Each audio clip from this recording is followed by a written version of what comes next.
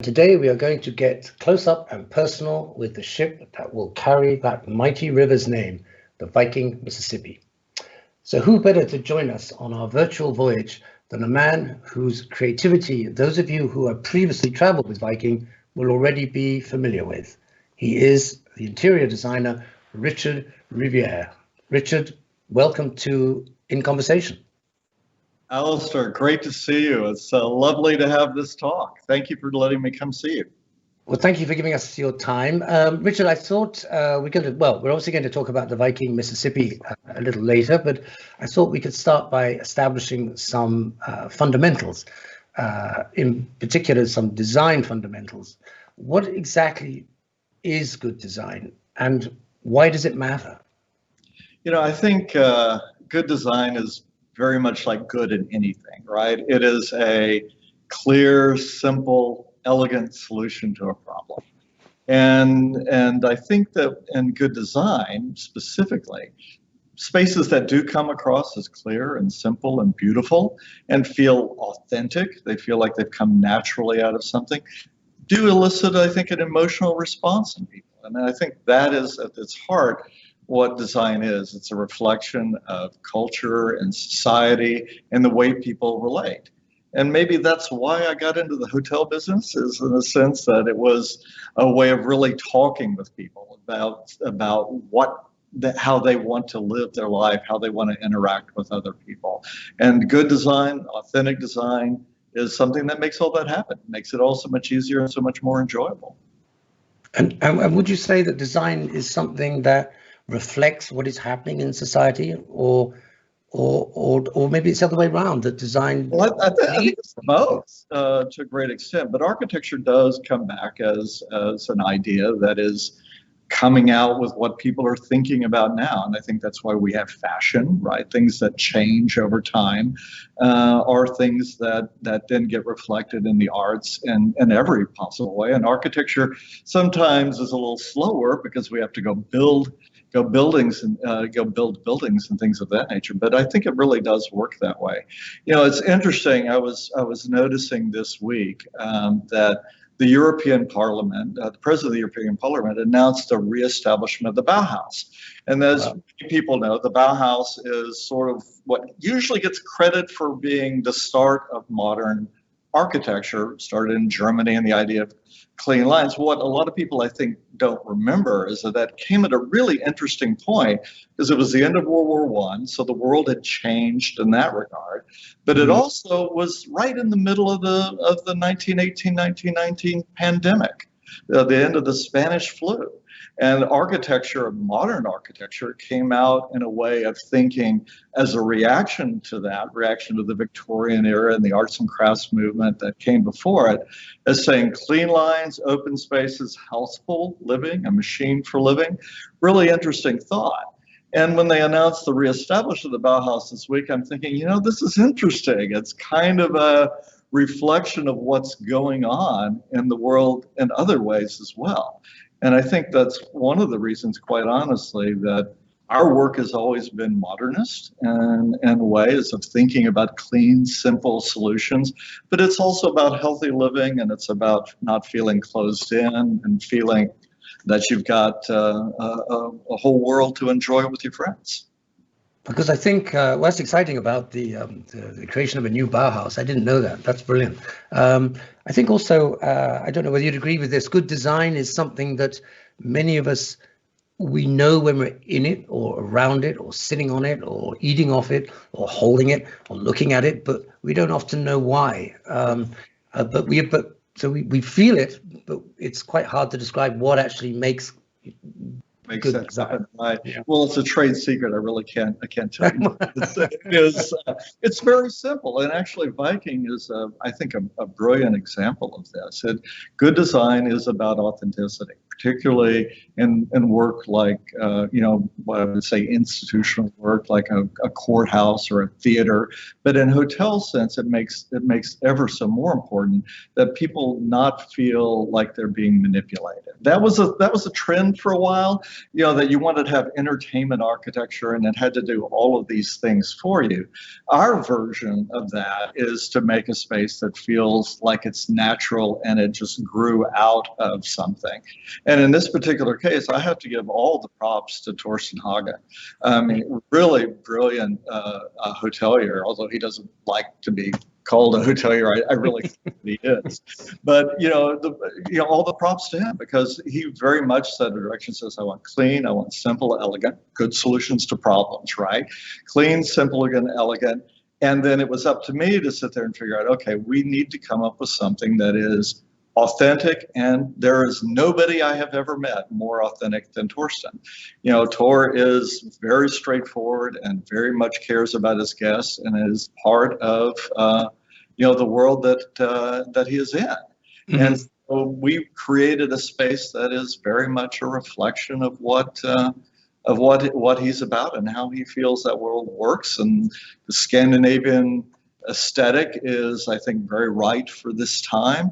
And so all those things have come together, and it's been, gloriously successful. And he gets all the credit for that. Well, we'll come on to those spaces and Torstein Hagen's input and your input into creating them. But before we get there, Richard, perhaps you could just tell us a little bit about yourself. Did you know, for example, early on in your life that design was something that mattered to you? Well, I think, they say architects are born, not made. And I think that's right. My father gave me a set of Lego building blocks when I think it was my 5th birthday. I remember it distinctly. I remember it really, really well.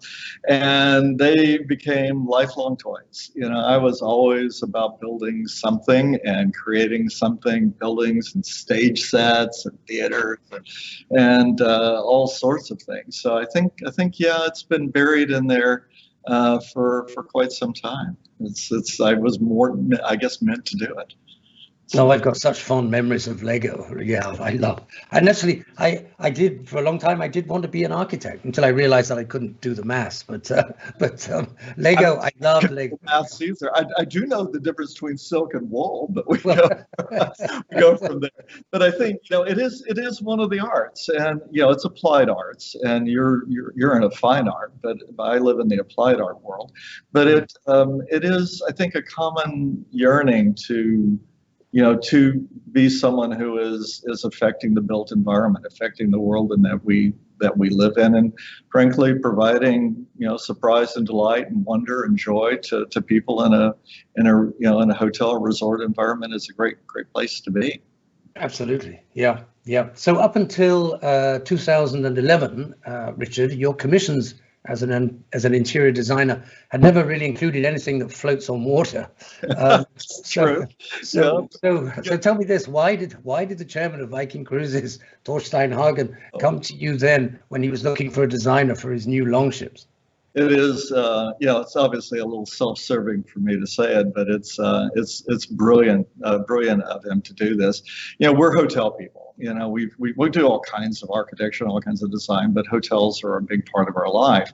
And we've been frankly working on the Beverly Hills Hotel and Beverly Hills, Los Angeles, and at the same time that Torstein was building on his office space in Woodland Hills, and a project manager put us in touch, and he knew both of us and started going, and then I had a lovely conversation with Torstein out at the Lowe's in Santa Monica on a Sunday morning brunch one, and we had I think we went 3 hours. It was a great talk about all sorts of things. But then they asked us to come and look at the longships for them, and I very, I think, famously at this point told him, said, Tor, I have to give you full honesty here. I've never been on a cruise in my life. I've never been on a cruise ship in my life, if you don't count the Queen Mary down in Long Beach Harbor. So it is, and he said, no. What I want is a hotel guy. And I think that is, in fact, the brilliance of it. The cruise industry, as I've come to discover, is relatively small. It's a highly specialized business. It's difficult to do in a lot of ways, but it's the same sort of architectural folks doing a lot of the work. And part of what Tor was after was looking for something that is a new thing, right? It's a new cruise line, new world. Needed to have an image that was not like other things out there, and so this was what he was looking for, was somebody who didn't know so much, and then he paired us with the fabulous maritime design firm SMC is our partner in every way, and they know the right rules, and they keep me between the bumpers, I think is the phrase. But it really worked. And I think what I'm personally most proud of is that what Tor and I created is something that is unique and very strong brand image for Viking. And it has been extraordinarily successful. I can't tell you how gratifying it is to see that Condé Nast and Travel and Leisure and Cruise Critic and all of these, mass media markets do come back and look and recognize the fact that it's something new and special and quite wonderful. Yeah, well, Viking is rightly proud of its Scandinavian heritage. Tell us a little, Richard, about how you incorporated that into the design of the to start with the design of the longships. Right.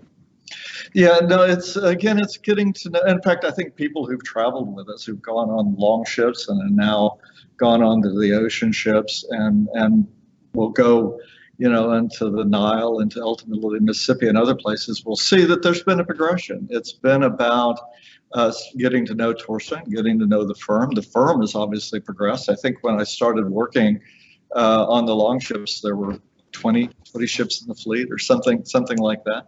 And now we're closing in on 100. So the firm's changed and evolved, but I think it's gone in a way that is very pure to what Torstein is, what the brand is about. He and I very early on got together and came up with a set of five big ideas. What it means to be Viking, that it's about Scandinavian heritage, it's about nature, it's about craft, it's about residential modernism, and it's about exploration. Those five ideas all show up in every single ship to varying degrees, and some ships will discover the polar ships that we're doing now, the expedition ships that we're doing are more nature-oriented, but and the Star class ocean ships are more exploration-oriented. But it is, they're all, those pieces are there, and I think this is an incredibly strong approach to design and to branding. Is that it's firm ideas, a firm fundament to work on, and yet there's so many thousands of wonderful ways in which to express it and new things that are exciting and wonderful for our guests to experience. But I'm guessing, I'm guessing, Richard, after that 3-hour meeting you had with Torstein, that you had to very quickly go and brush up on your knowledge of Vikings and Norway. Very, very much so. Well, you just showed James. Could we bring that up again? That image, picture of the Viking Ship Museum in Oslo, which, quite honestly, is one of my favorite places in the world. I probably been half a dozen times. But those ships are amazing. And when we looked at the long ships and started thinking about the bar and the Explorers Lounge, the whole of that Viking ship is what came to mind. What's known as clinker, or a shiplap method of putting wood together so it doesn't leak, in a sense. And there's some real thought there in terms of putting that into what has since become one of our signature elements. There's a version of the clinker bar on every ship in the fleet, they come in different shapes and different sizes and configurations, depending on what the need of that ship is. But it's there in all of them, and it comes directly out of that. There's probably a dozen other elements like that are things that come out of a Scandinavian heritage, or come out of things that that Torstein or Corinna have thought about something that's personal to them that then we take and spin off into something that becomes a real element in the ships. And I think that helps them hold together, but they're still loose enough that we can go lots of different directions with the design. Yeah, I mean, those clinker bars are I mean, if you have no idea what the reference is, they're still very nice to look at. But when you know the backstory, you want things that feel authentic, feel natural. Yeah. They also have to feel right for what they are. They have to feel correct to be something. But I think to quite honestly, I mean, you know this about me. We've had these conversations before, but to a great extent, I'm a storyteller. I think that a lot of ways of getting to authenticity is to come up with some background story that is about, something that you can peel off ideas and peel off inspiration from. So every space that we do has some story behind it. And that clinker bar lets you tell other tales. All of a sudden you can start talking about, what does it mean to be in an explorer's lounge? How can we reference other explorers? What kind of ships did they go in? And that just opens up a whole world of places to design ideas to think about. Yeah. Yeah, Richard, I'm going to start throwing in some questions because they're stacking up next on my left here. One of them you more or less answered. It's from Madeline in White Plains. Madeline, hi, good to know you're watching. She says, I have observed much of the design on the Viking ships have a hidden story. Is storytelling part of good interior design? Thank you for an interesting talk. Yeah. Well, I'll let you. I think you've pretty much said Madeline's exactly right, and stories, to my mind, are real gold in terms of it makes it easier, frankly, to do the design process. But even so, I think that one of my fundamental thoughts about resort architecture in general is that it's easy to get that wow on the first day. You go into a hotel in Hawaii and there's the Pacific Ocean in front of you and it's amazing and it's great. And you're feeling really good about it, but you're there for a week, 2 weeks. And by about day 4 or 5, the ocean's still beautiful and it's still there, but it's not quite the wow that you'd had that first day. So what I like to do is come in and find those moments that you can discover on day 4 and day 7 and day 12 that you didn't see the first day. But by finding them, then you get a new wow. You get a new something fun that's interesting to look at, something that gives you a new taste or a new sense that there's more depth to the space than just that one big move. So every ship you go through, look close, Madeline, because there are going to be things that may not have instantly come up, but there are going to be fun things to discover, and I think that's what makes interesting when you're in a space on vacation. It's interesting hearing you talking about the wow factor. I had last year I was in Vietnam in a very expensive hotel, and it was exactly as you described. It had this enormous, way over the top wow factor as you arrived, went up to your room. But by day 3, it was 2 dimensions. It was just 2 dimensions, and so I think we all agree that design with a story behind it is more interesting. Stephanie in Pasadena. Hi, Stephanie. She says, my brother is a structural engineer, and I'm always fascinated listening to him talk about structural designs and the variables taken into consideration. How do you change, Richard, your thinking from structural design to a structure on land versus river? Oh, yes. And better yet, versus ocean. So that's actually really perceptive to think about. The difference between a building that you do space inside of. It doesn't move, it doesn't change. You get the sun's on one side and it goes to the other side at the end of the night. But it's a stable thing.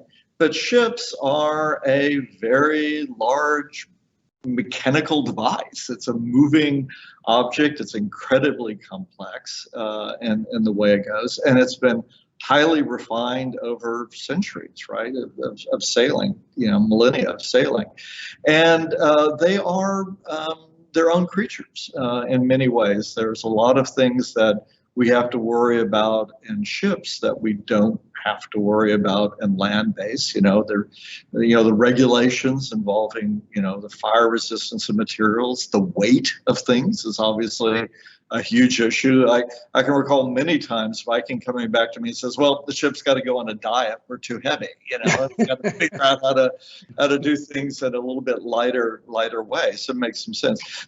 Perhaps the most remarkable of those are the longships. The longships, if you think about them, are quite amazing in that they are designed to fit precisely in the locks of the inter-European waterway, going from the Danube to the Rhine. They're exactly that long and exactly that wide, and they can only be as high as bridges are on the to get that we have to get under if you go through the Czech Republic or someplace. So you're constrained from the get-go about how big the hull can be, and everything has to fit inside inside that amount. So Richard, one sense, James, can you pull up that picture of the longship? Very brilliantly, Richard. I managed to think of this ahead of you, so but I'm sorry to interrupt. No, it's really true. I mean, I've not seen that picture, but that makes. I mean, that's 6 inches either side. We clear it by that much, and of course, it fits well. You want to have all the space in the world. I mean, as architects, we want to provide everything for everybody, but we do have to live within this envelope. So. I think one of the first things I had to think about in terms of shifting from hotel design to maritime world is your sense of scale changes, right? You don't have the height, you don't have the amount of space that you might have in a Four Seasons or something of that nature. So we look at thinking of things in 7/8 scale, maybe, that you start using a lot of tricks of the architectural trade to make that work for you. And part of that is, I think people have particularly gone through the, sort of the Star Class ocean ships. There's grand and lovely spaces, but there's also very intimate spaces. But there is a sense of always being able to move through a space, that you're never feeling closed in. There's quite honestly a fairly extensive and I think rather clever use of mirrors in the right places that visually break down corners and expand your way through the ship, that you never feel like it's quite as small as it actually is. We do work at that. We work at it hard, and frankly, to Viking's credit, one of the very first decisions that was made for all of our ships is that there's going to be relatively more public space to private space, more open spaces for people to be rather than cabin spaces, to give you that sense, give you a very different experience of being on a ship, because there's simply a lot of places for people to go. Because I've read in an interview you gave to a magazine once that you are, like me, slightly claustrophobic, and yes, you quite like the idea of knowing that in a small space you're going to go through to. There's a way to get out, right? There's a way to get out. Yeah. But I think that's interesting. It also plays into the resort architecture theme as well, in that there's always something wonderful to see around the corner, right? If you know that you can go somewhere, that you can go see something, that, oh my, if I just keep going, I'm going to find something really, really cool and wonderful to look at. That's part of what guests do on holiday. They want to explore and explore their ships, explore their home for the next 10 days or whatever. And so I like that, the idea that you're going from space to space, and that there's always something fun to see around the corner. There's always going to be nice. So after a few years, the longships led to the ocean ships. And did this signal a change in the design concept, or was it just a continuation but on a bigger scale? Well, both, I guess, is a strange answer to that question, but it is an evolution. As I was saying before, we've gone through. We're looking at the expedition ship there. But as we go through this, it's been a process. But like I said, we've tried to be true to our roots, true to our brand. The brand is solid and strong, and there is no greater champion than Tor and I, and making sure that everything feels like it's correct. It feels Viking-like, and we do really rely. Tor is the great thermometer there, making sure that we're headed down the right the right direction to that end. So it's a bit of an evolution. It's a bit of new things come along. Hotels are a bit about surprise and delight, and we want to do that. But it is, I think, as we go to the Mississippi, people will recognize a lot of things from the ocean ships and from the long ships. They may have been twisted and moved in a new way, and there are some things we frankly pick up lock, stock, and barrel and use again because it's successful and it really works, and people do have great love. And then we add in new things as we go along.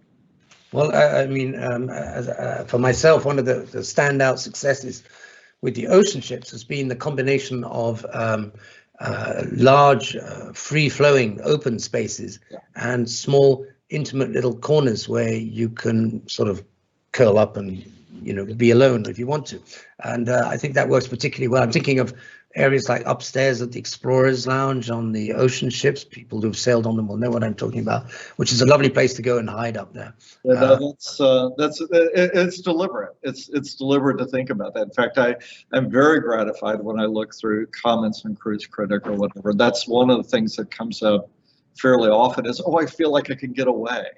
I feel like I can sit by myself and read a book and watch the ocean go by or watch the riverbanks go by, and that's what you want. You want to be able to experience all of life, right? You want to have the private times, and you also want to have the times when you're with people and it's exciting and it's fun and it's social. Yeah. And if you're doing just one or the other, not so much, right? That doesn't get you as great an experience. I mean, there's been many times when, for example, on a sea day on one of the ocean ships, I walk around the ship and wonder just where is everybody? I mean, is there something going on I don't know about? And actually, no, there isn't. It's just the way the space functions, and that's a delight. Yeah. So, Richard, as I said in my introduction, this is Mississippi Week on Viking TV. So let's have a look at the ship. We'll have a little video, and then we'll come back and talk about it.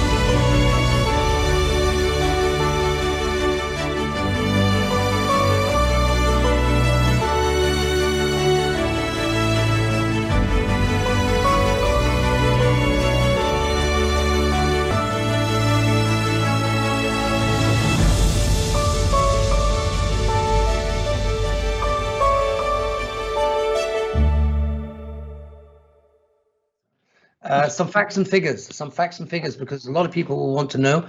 The Viking Mississippi will start sailing in August of 2022. She will carry 386 guests and sail between New Orleans and St. Paul. So, Richard, question for you. Would it be fair to say that the Viking Mississippi is a hybrid of the long ships and the ocean ships? With some of its new stuff too, I think is really the answer. But as I was saying earlier, it is an exploration. It is a continuation of some thoughts, but it is its own beast. And I think people that have sailed with Viking before will recognize lots of parts of it. Whether you've gone on the long ships or you've gone on the ocean ships, there are pieces that are there that will look familiar to you. It'll feel like it's the Viking that you've come to know and love. Certainly, the crew and the way we deal with operations and itineraries and the glorious food and all of that stuff will be very, very recognizable.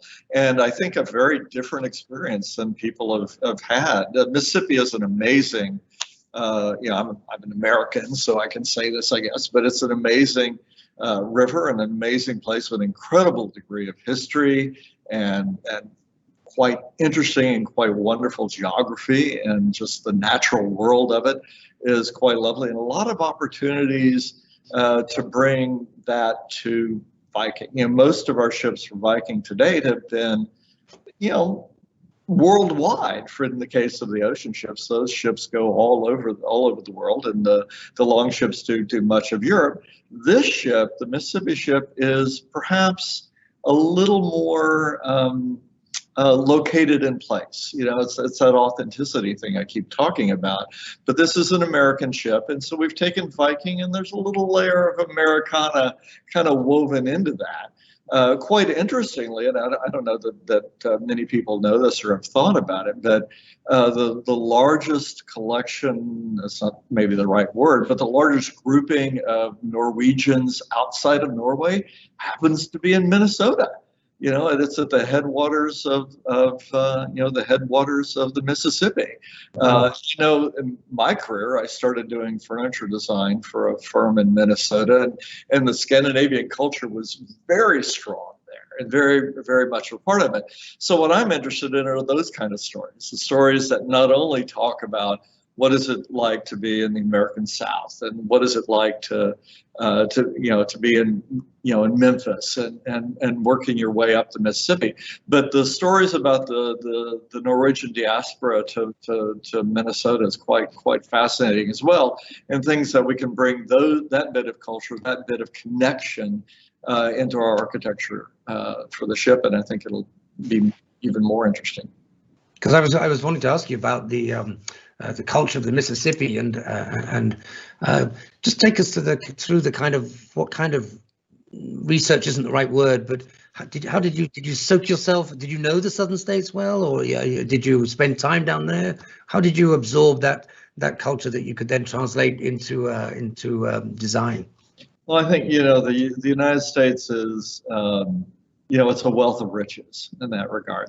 You could be born and live here. I was born and raised in Texas, but you can be born and lived here and not know everything as well. So I think what we look for are those things that do have stories that are real, that are connections to what Viking is about, to what the ship is about, and what our brand is about, quite frankly, and we try to pull those in here. But yes, research is huge in what we do. Every ship. That's how we get the level of detail into these things that that get you that day 4 and day 7 kind of surprise.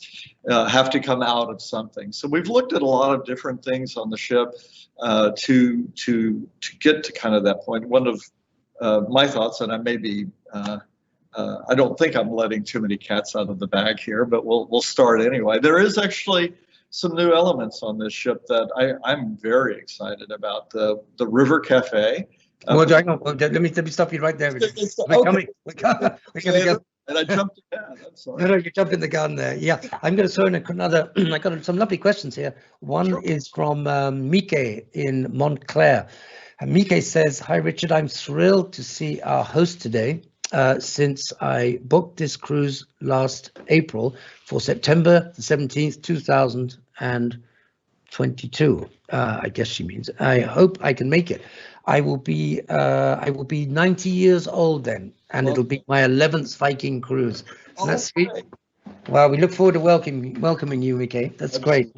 Kyle in Houston says, we are very excited to see the launch of Viking in the United States. Richard, having overseen the interior architecture and design for so many ocean and river vessels, what would you say is the main difference and or obstacle between the two when it comes to execution of these ships? I think you've kind of gone there a bit, Richard. You kind of go ahead, please. Yeah. Well, I was going to say there.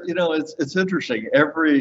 We talked earlier about ships being, these moving mechanical devices in a sense, but if you think about the environment that we go to is wildly different. The rivers in Europe versus ocean environment.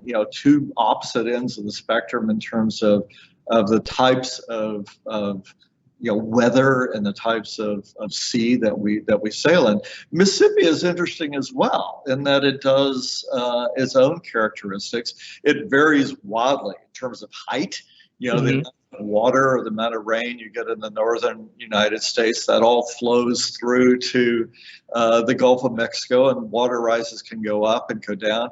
And it is an incredibly wide river. Obviously, it's a lot of water, and it's moving in interesting ways. So you don't get the wave action and the things that you might get on on the ocean vessels. On the other hand, it's a much different experience than the experience that you have in on the rivers in Europe, which tend to be a bit smaller. So I think it's a good question from Kyle, and I think that what you'll find is that every ship gets tailored in its own way to be something that really does work for us. Well, so we've already said the ship will feel familiar to people who've already traveled with Viking, but there are innovations, and one of those innovations will be, as you mentioned earlier, the River Cafe.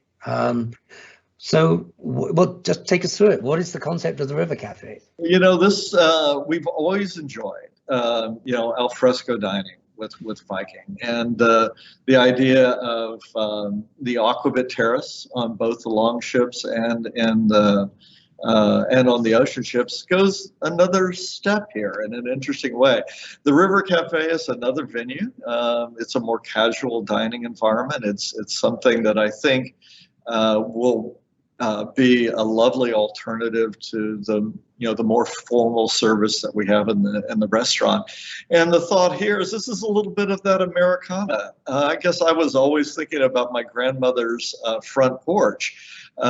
Big wide front porch, overhangs, a ceiling fan up at the top, and enjoying the evenings with the fireflies going by, and listening to the baseball game on the radio is a great memory of mine. And I think having that kind of experience here is something that happen. What you really can't see in the image that James has put up is that all of the windows on all the sides and the back all open up completely, and we lead out to a very, very, very large, expansive deck on the back of the ship. So my hope is that it does feel a little bit like my grandmother's porch, even to the swing chairs, that kind of thing are there. So little references to maybe the American South do show up there, but I think it'll be a fun and exciting way. It takes the aquavit terrace maybe a bit further than we might have gone on other ships. Should be a good thing. Because we did get a question that came in, I'm just looking for it right now, which kind of relates to this.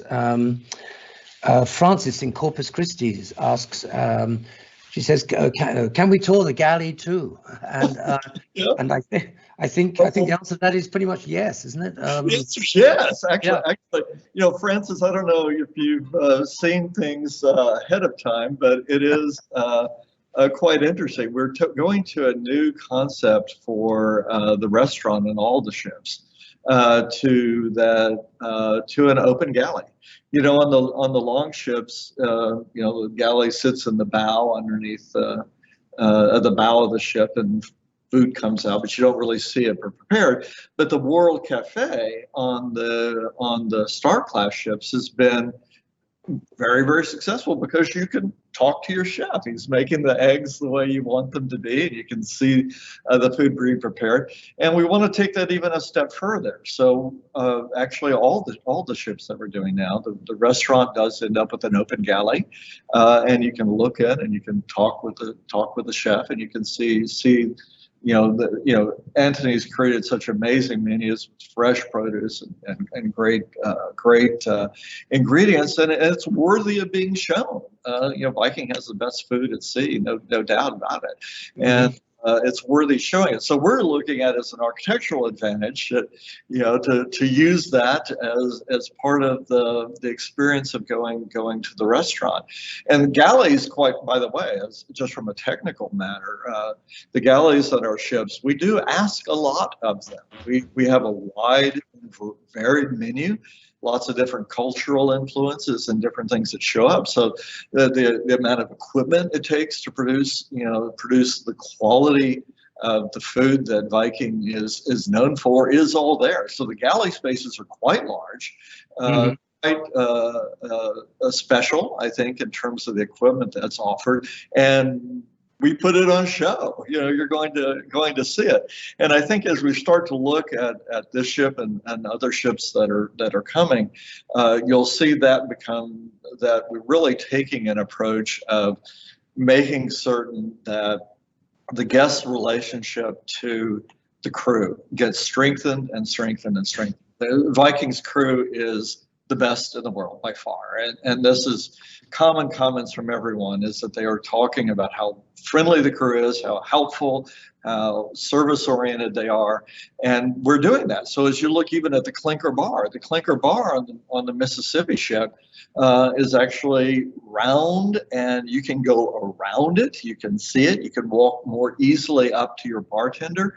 The open galley, you can talk to the chef. So it's all about forming those relationships between the guest and the crew, that we're trying to break down all of the architectural barriers between guests and crew. And so they can have those conversations, and they can feel like they've made friends, that they are more deeply embedded into the experience, which is what I think makes an interesting voyage, interesting holiday. I couldn't agree more. I mean, I've experienced that. I'm thinking of particularly the World Cafe on the ocean ships, and that there's something quite reassuring about watching the guy or the lady, seeing the guy making your food, right? And also, but often you'll strike up a conversation, and out of that will come friendship, or very much.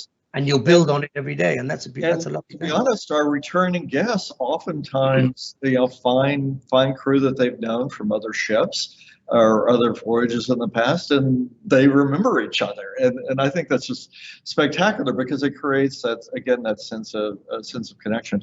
One other thing, just to put a teaser out there a little bit, since you mentioned the World Cafe and we're talking about open galleys, as we look at putting the expedition ships together, I think we're going to see something pretty wonderful happen to the evolution of how the World Cafe goes. So I'm just going to lay that out as a little bit of a tease, but there's going to be something. You got so good. Very excited. Particularly Stephanie in Corpus Christi will find it really quite interesting excellent. Yes, about how we deal with galleys. It's good quite on you, Stephanie. Yeah. Well, that's interesting, because Barbara in San Diego says, "Can you tell us more about the Viking expedition ships? Did you also design them?" We did, and again, let me say again, it's a collaborative effort. There's a lot of people doing the design work, but yeah, we are. It's essentially the similar team to the team that did the Star Class ocean ships, and I'm sure we'll have an opportunity to come and go through that one with you. As I said, it is an evolution in the Viking world and Viking brand, and specifically one for doing, I have to say, from an architect's point of view, the itineraries for that ship are unbelievable. I'm here in Chicago now, looking out on the lake, and we are, the Great Lakes, I think, are going to be one of the most spectacular itineraries that Viking offers. It's such an interesting collection in the natural world, in the world of looking at things that I think most people don't really recognize, the amount of wilderness that is still in the United States, and frankly goes largely unexplored. And these ships are going to be designed to go do that in a way that is, I think, going to be absolutely amazing. And so as we've looked at the expedition ships, they're very much about the natural world. They're very much about this sense of going out to seeing things that not a lot of people in the world have been given the privilege of seeing.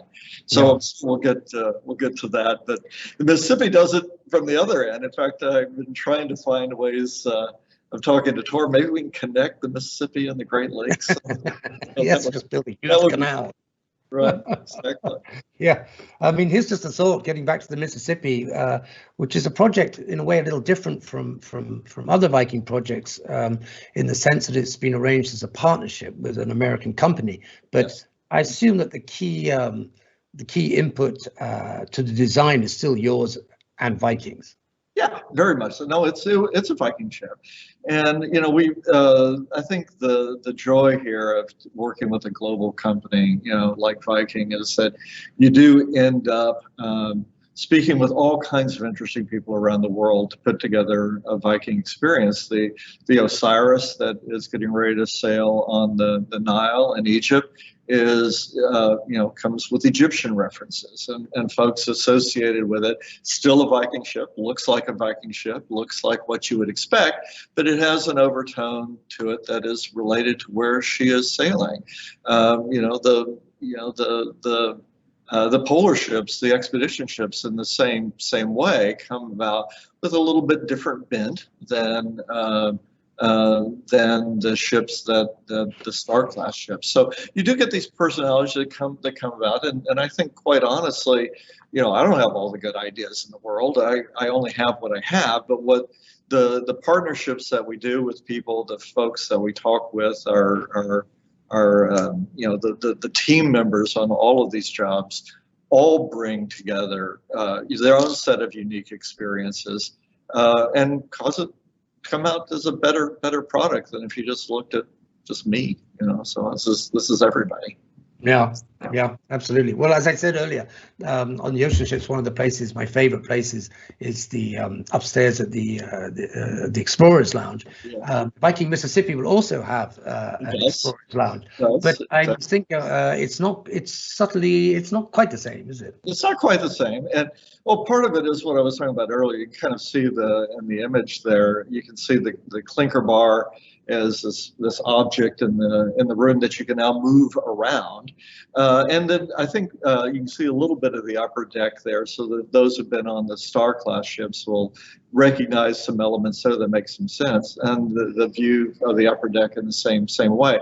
What's even better, I think, is what's right out in front of this. This is a privilege we don't have on any of our other ships, but the bow of this ship, and you're getting a little hint of it there, is actually quite large and very accessible as a place to go out and be and sit in lovely lounge seating. And yes, for those who were going to ask, I'm sure somebody is there asking, yes, the rocking chairs are coming back, and the rocking chairs will be on the front of the ship. That's one of our elements, but it's a lovely place to sit. So we've got a lot of deck space here, and in particularly the connection to the Explorers Lounge, I think, is going to make this even more open experience, a more inviting experience than you get in the Star class. So you can think of it, it's almost better in ways, because we do have much more outdoor space.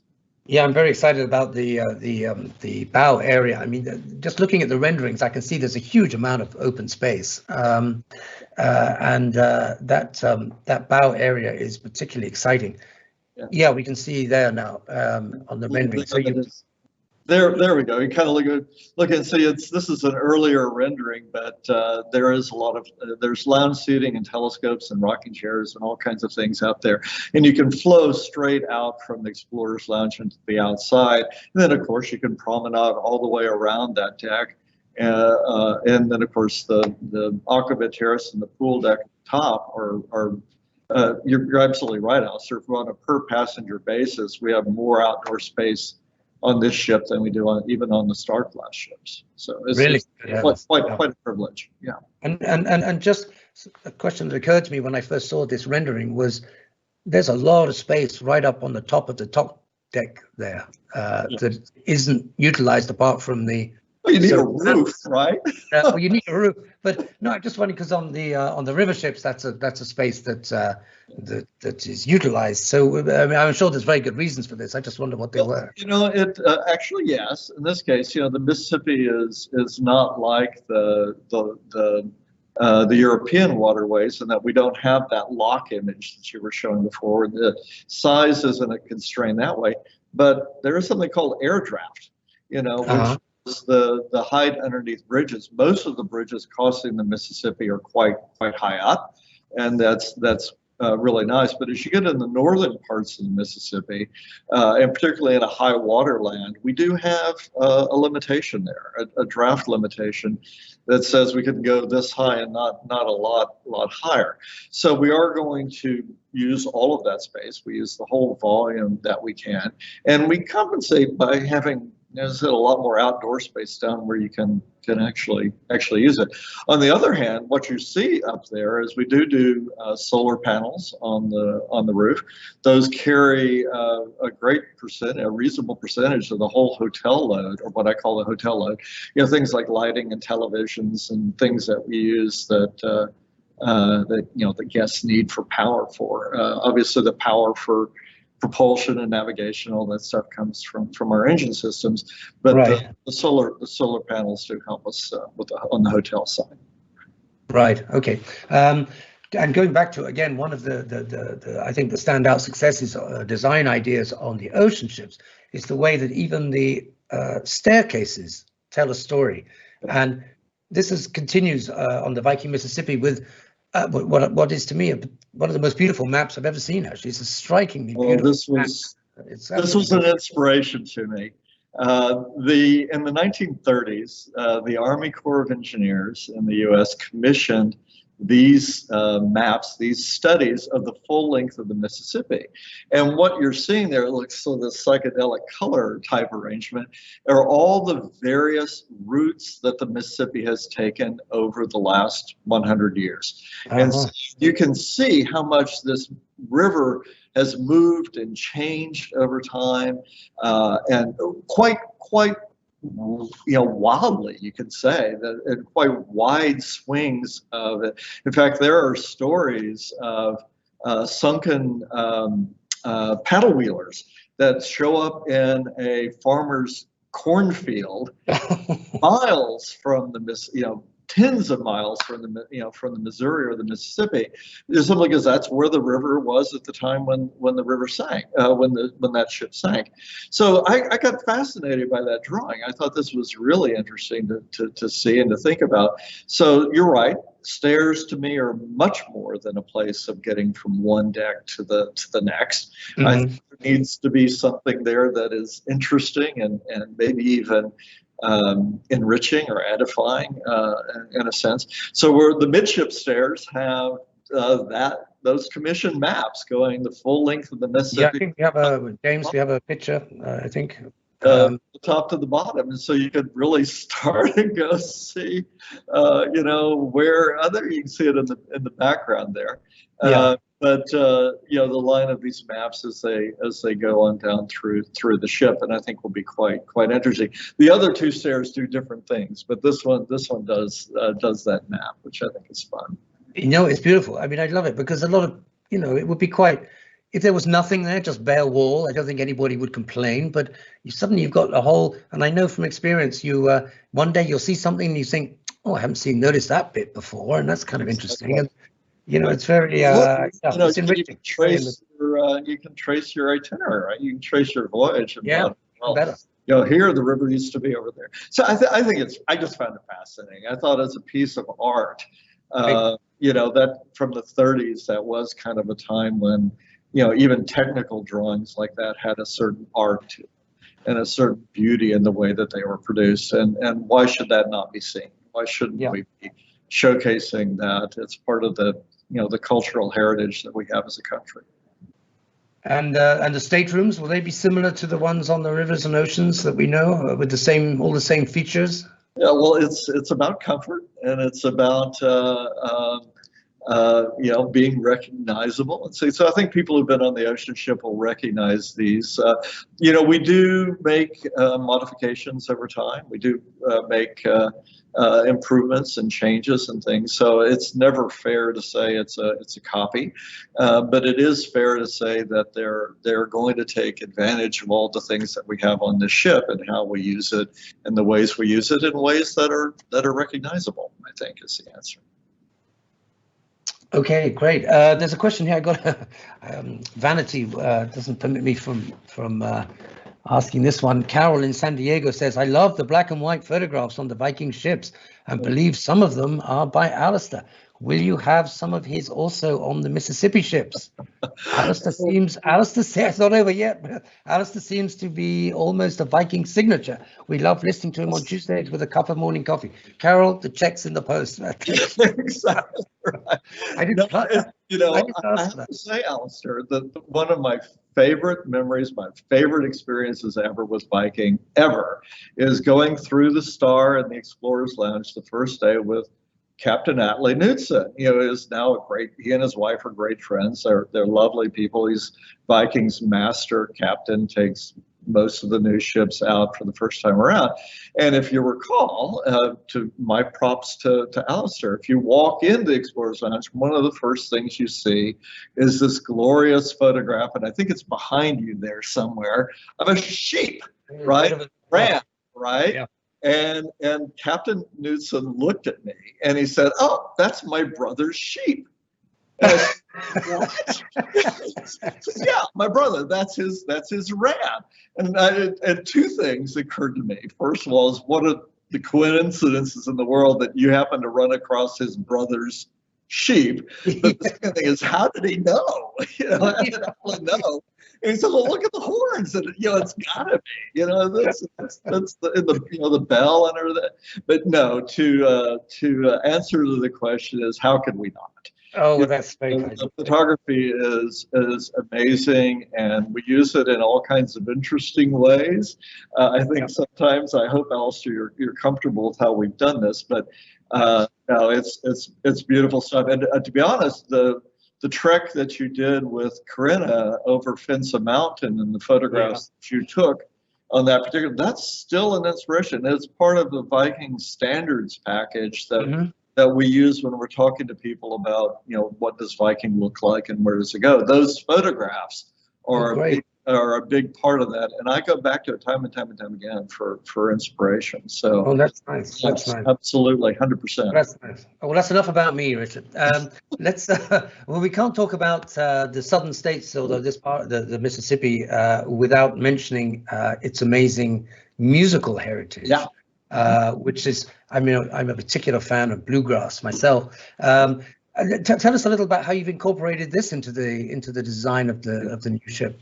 Well, this is the storytelling, right? But it struck me that it's not just the southern states, but it's really interesting if you look at the stretch of the Mississippi, and we're going to be generous here in terms of taking area around it. But in New Orleans, not only do you get the birth of America's true contribution to world music, which is jazz, but you get the birth of it there. But also Muscle Shoals, not too far over, was to the studios there were very much one of the hearts of early rhythm and blues, rock and roll.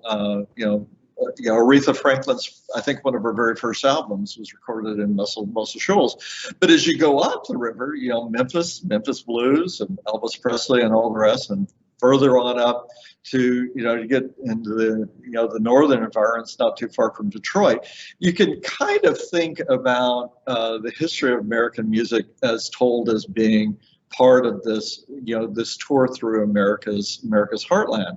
So the guy that I am, in terms of always looking for stories and inspiration, the living room on this ship is all about music. It's all about that contribution. And I think as you walk through it, you may not see it directly, but for those who may watch it and then ultimately go on a cruise, you'll notice that the divider screens, the decorative screens that separate seating areas are in fact kind of guitar strings done on a very, very large, very, very large scale, and looks lovely and rational and nice as an architectural design. But it does come out of that basis. And then we're trying something on this ship, and I'm anxious to see if it works. I may get fired here if we talk about this one, but I'll say it anyway. We are doing something fun. If you go on the ships, and ships and hotels have a kind of rhythm to the way a day in the life works with them, right? That things happen. And what I've always been fascinated with is what happens after dinner, because people have their dinner and then it's to the living room or the Explorers Lounge. They'll have a cocktail, pianist will be playing. There'll be some dancing and some enjoying and conversations. But as you get later in the night, it goes kind of in a way of being even more, the crowds sort of thin out and people get a little looser, more energetic. So one of the things that struck me about in thinking about music is when I was a kid, how you experienced new music was on the radio, but it was also going over to friends' houses to listen to new records that they had just bought. Yes. One of the things we're putting into the ship is a turntable, and we're going to curate a selection of vinyl albums from the heart of the Mississippi, but things that are maybe recognizable to our guests, things that, I remember having this album. And so after our piano player or our evening's entertainment is done, I'm hoping that people will pull out their favorite albums and play them and dance the night away. That's a wonderful idea. Yeah. A great thing. We'll see if it all works. It's kind of a fun idea. I hope it does. Well, I guess you see, we couldn't do that on an ocean ship because the needle would be rolling around all over the It might. Yeah. But okay. This is about this is about the Mississippi, and I think this is something that might work particularly well here because I think again it's a cultural influence that is there. If nothing else, just flipping through the album covers would be a lot of fun, right? Yeah, I mean, the music is such a big part of the story of that river. It's something, I look forward to discovering myself. Okay, fun little question, and we're nearly at the end of our time. But Amaya in San Francisco says, this is nothing to do with the Mississippi. She says, I love the sublime trolls in the elevator on Viking Sea. There must be a story. Do you know what that story is? Oh, okay. Well, this is the part where I have to give the check to, no, it's... this is one of the, we were saying earlier, we want to find things that people don't discover until the very end, and the trolls trolls in general are a huge part of Norwegian culture, children's fairy tales and the stories that you might get. Trolls play a big part of that. And at the very end of the process, we were thinking of the design for the star. We were thinking about that these panoramic lifts go through 3 decks that are stateroom decks, and you don't get a view out. You get a view of the living room, and you get a view of the pool deck as you get toward the top. But at the bottom, you between those 2 things, you're looking out at blank walls. So the birch forest showed up there, right? We put the birch trees in, and we thought that was really something pretty. And then I got to thinking, well, yeah, but is that enough, right?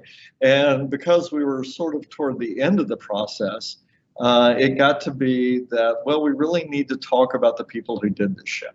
The people that put it together, and the people that are been part of the team. So all of those trolls, as you look out there, are all caricatures of Torstein and Corinna and me and Milton and John Rustin and all the people that were responsible. Alan Stewart, the architect who works with us at SMC, we all have our trolls. We're all buried in the trees. So the next time, if you have never seen these, we'll turn around and look out the window as you go past the birch forest, and you'll see, I'm on the port side. I will tell you about halfway up, hanging to my tree, is the answer. But I think that is one of those things that, it's a surprise and delight, right? It's something that you notice at the last minute maybe, and you just like, oh, I'd never seen that. This is really cool. I wonder what's that about. And thank you for letting me tell the story. Oh, thank you, Richard. I mean, Amaya, in fact, she says in her question, I didn't see them until my last day, and took the elevator extra times to see them before I disembarked. Well, that one, that is exactly, slam dunk. That one, yeah. That is what's supposed to happen. And thank you, Sam. I'm glad you found them, and I'm glad that has been fun for you. That's what we aim to do. Richard, it's been fun for us, but it's been more than fun. It's been a pleasure listening to your design thoughts and insights. I know you have a super busy schedule, so thank you so much for taking the time out to have this conversation and for answering all those questions that came in. If you sent in a question and we didn't answer it, I'm sorry. I think we did most of them. But Richard, from myself and everybody watching, thank you so much indeed. Named by the Algonquin-speaking Native Americans, The Mississippi River is rightly translated as the father of waters. Join Viking for 15 monumental days, where you can discover everything this remarkable river has to offer, from the storied delta to the farmlands of the north. Your journey begins in New Orleans, Louisiana, where jazz and jambalaya mingle with the French-flavored culture and character. Then it's off to the state's dynamic capital, Baton Rouge, in the heart of Cajun country. Sample the locals' favorite dish, gumbo, and immerse yourself in Cajun culture. In Natchez, Mississippi, visit impeccable historic homes, explore an expansive estate for a fascinating window into the past, or experience classic small downtown America, highlighting unique boutiques, galleries, and restaurants. Vicksburg, the site of a crucial Civil War battle, comes next. Retrace the steps of that storied conflict and watch history come to life at Vicksburg National Military Park. Memphis, Tennessee, one of America's premier music cities, introduces you to its crown jewel, Graceland, with an immersion into the life of Elvis at his legendary home.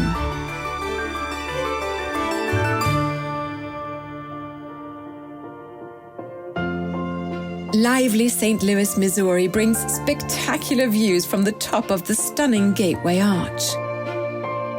Or enjoy an insider's view of the Anheuser-Busch Empire and a stroll through the historic Laclede Landing. In Hannibal, inspirations of Huck Finn and Tom Sawyer are everywhere, including on an enlightening exploration of the Mark Twain Museum and the author's childhood home. An unexpected delight, Iowa's historic Burlington will charm you with its classic small-town America downtown and a fascinating local heritage center. Quad Cities, Iowa offers the rare opportunity to spend time on a working family farm. Or you may choose to set out for the beautiful Quad City Botanical Center. Dubuque, known as the masterpiece on the Mississippi, still retains the architectural character of its heyday as a booming Victorian-era river town. Among the most important buildings of the greatest American architect Frank Lloyd Wright is Taliesin, home to Wright himself and his family. This beautifully preserved masterpiece is one of the jewels of the northern Mississippi region and a UNESCO World Heritage Site. In La Crosse, Wisconsin, explore the confluence of 3 rivers at the beautiful Riverfront Park. Tap into 150 years of brewing traditions, or take in the expansive tri-state views from Grandad Bluff. Activities abound with the opportunities of biking, fishing, or kayaking. Then it's on to Red Wing, Minnesota, where you can venture out into the National Eagle Center to enjoy an up-close encounter with bald eagles, America's national symbol.